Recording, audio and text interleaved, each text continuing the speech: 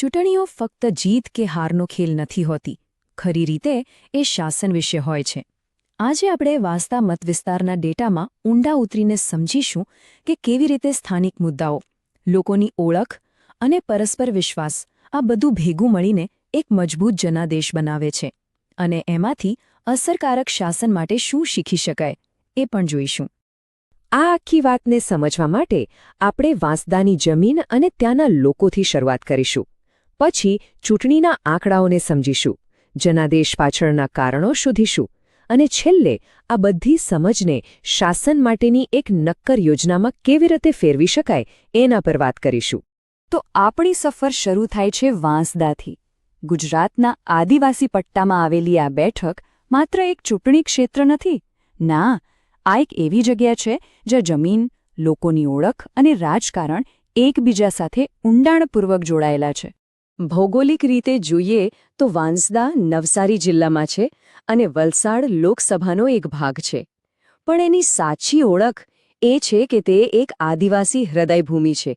એટલે અહીંના રાજકીય નિર્ણયો દિલ્હી કે ગાંધીનગરથી નથી ઘડાતા, પણ સ્થાનિક સમુદાયોની આશાઓ અને આકાંક્ષાઓથી આકાર લે છે. અહીં રાજકારણનો અસલી અર્થ છે લોકો અને જમીન સાથેનું જોડાણ. સ્થાનિક ઓળખ અને સામુદાયિક સંબંધો અહીં સૌથી ઉપર છે. કોઈ પણ ઉમેદવારની સફળતા એ વાત પર ટકેલી છે કે તે આ વાસ્તવિકતાને કેટલી સારી રીતે સમજે છે અને અપનાવે છે. અહીંના લોકો માટે જીવન એક સતત સંઘર્ષ જેવું છે. એમનું અર્થતંત્ર ખેતી પર ટકેલું છે.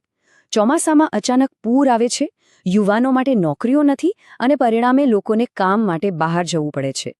આ બધા પડકારો તેમની રોજિંદી હકીકત છે.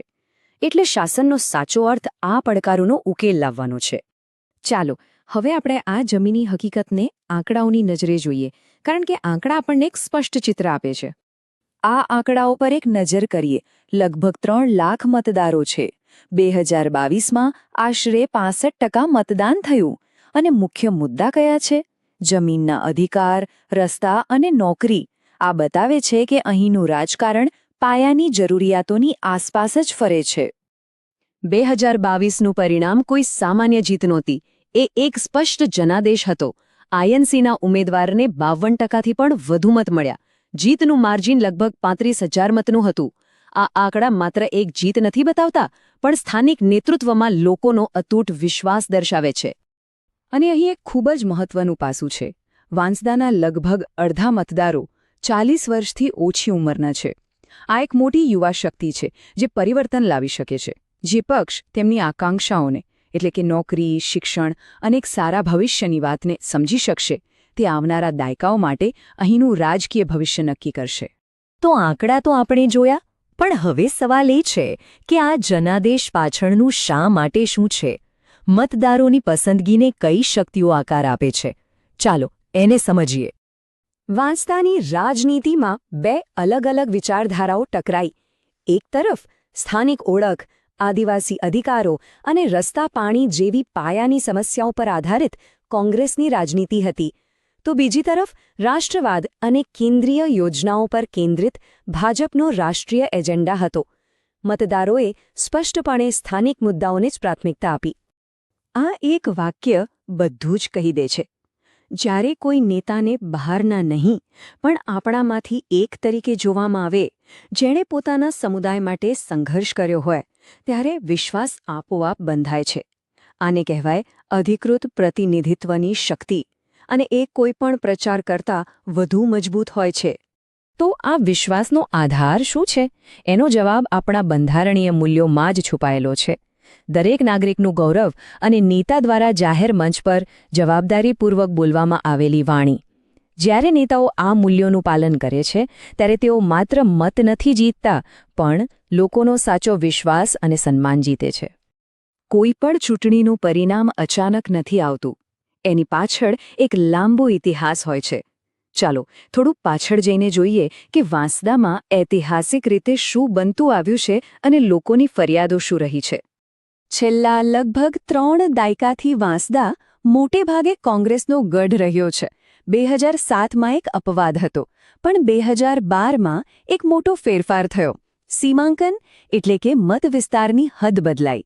આ ફેરફાર પછી કોંગ્રેસની પકડ વધુ મજબૂત થઈ ગઈ. આ દર્શાવે છે કે વસ્તી વિષયક ફેરફારો ચૂંટણી પરિણામોને કેવી રીતે પ્રભાવિત કરી શકે છે.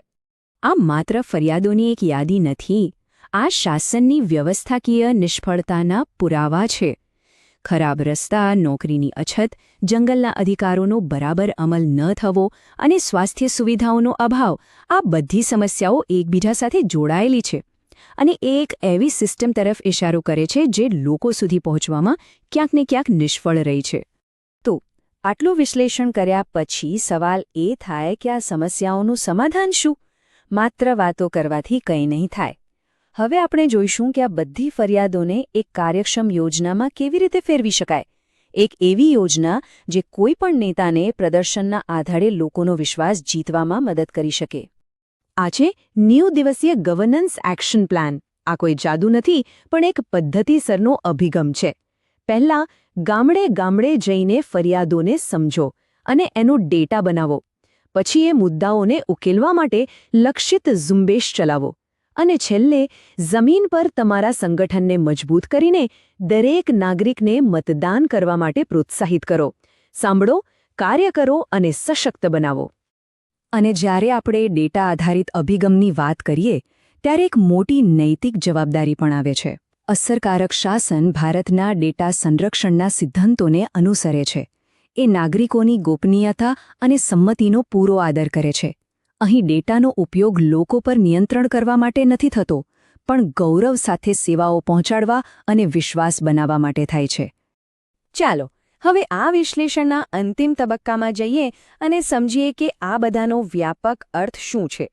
જનકેન્દ્રિત નેતૃત્વનું અંતિમ ધ્યેય શું હોવું જોઈએ? આખરે આપણે આ મૂળભૂત પ્રશ્ન પર પાછા આવીએ છીએ. ચૂંટણીઓ અને વોટ શેરથી પણ આગળ વધીને લોકોનો વિશ્વાસ ખરેખર કેવી રીતે જીતી શકાય છે, અને એનાથી પણ અઘરું એને ટકાવી કેવી રીતે શકાય? શું એ માત્ર ચૂંટણીના વચનોથી જ મળે છે કે પછી એ સતત શાસન અને લોકોની રોજિંદી સમસ્યાઓના ઉકેલનું પરિણામ છે?